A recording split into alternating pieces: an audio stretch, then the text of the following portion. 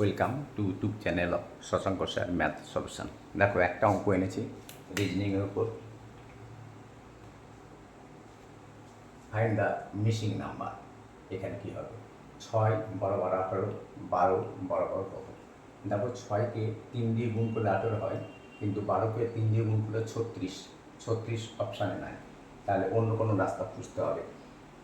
সমস্যা যখন আছে সমাধান অবশ্যই আছে, কিছু না কিছু একটা সমাধান হবেই। দেখো আমরা যদি 6 স্কোয়ার করি তাহলে কত হচ্ছে? 36। নাও 3 আর এই 6 যদি গুণ করি তাহলে 18। Same logic 12 8 square equal to 1 4 4। নাও একই logic 1 into 4 into 4 equal to 4 4 16, আর একে গুণ করলে 16 হয়।